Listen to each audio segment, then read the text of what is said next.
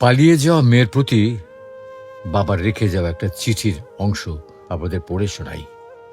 মারে, শুরুটা কিভাবে করব বুঝে উঠতে পারছিলাম না।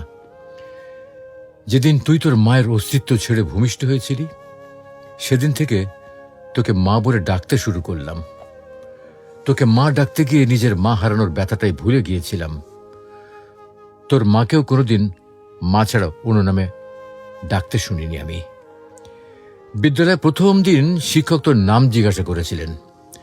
তোকে মা বলে ডাকতে ডাকতে তোর ডাক নামটাও ভুলে গিয়েছিলাম আমি। হ্যাঁ, আমি তোর নাম বলতে না পারায় সবাই আমাকে নিয়ে হাসছিল। তাই চিঠির উপরে তোর নামের জায়গায় মা লিখেছি। হঠাৎ করে তুই এভাবে চলে যাবি, বিশ্বাস কর আমি একেবারে বুঝতে পারিনি। ছেলেটা যেদিন বাইরে ব্যাগ হাতে তোর জন্য অপেক্ষা করছিল, কখন তুই দরজা খুলে বাইর হয়ে আসবি, আমি তখন ভেতরে বসে স্রষ্টার কাছে প্রার্থনা করছিলাম আর কতটা ভালোবাসতে পারলে তুই আমাকে ছেড়ে চলে যাবি না। তুই ঘরে বসে ভাবছিলি আজ যেতে না পারলে ছেলেটার কাছে তুই ছোট হয়ে যাবি। আর আমি কি ভাবছিলাম জানিস?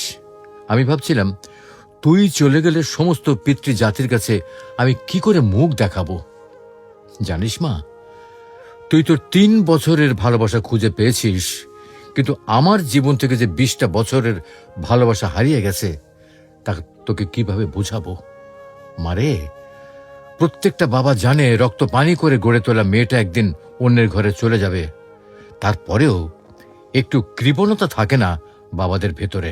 বাবাদের ভালোবাসার শামুকের খোলসের মতো, বাইরেটা শক্ত হলেও ভেতরটা কিন্তু খুব নরম হয়ে থাকে।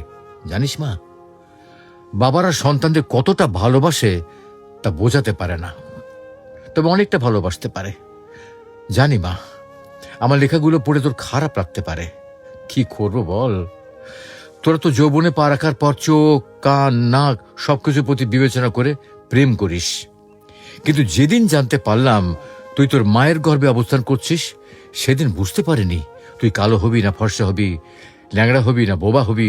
কোনো কিছুর অপেক্ষা না করি তোর প্রেমে পড়ে গিয়েছিলাম, তাই এত কিছু লিখলাম।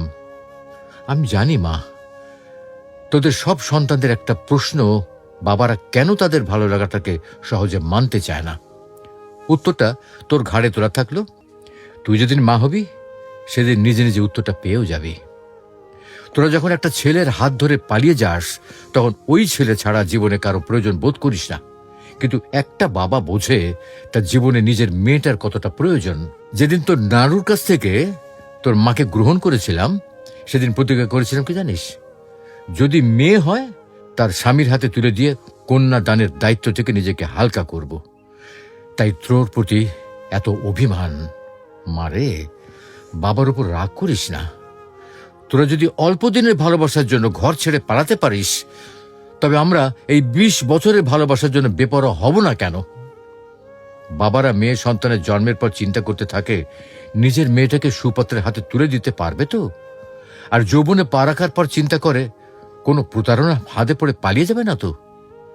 তাই মেয়েদের প্রতি প্রতিটা বাবার এতটা নজরদারি। যদি মন কাঁদে চলে আসিস, বুক পেতে দেব। হয়তো তোর মায়ের মতো তোকে পেটে ধরিনি, তবে পিঠে ধরার যন্ত্রণাটা সহ্য করতে পারছি না। আর কি বলবো তোকে। ইতি, তোর জন্মদাতা পিতা।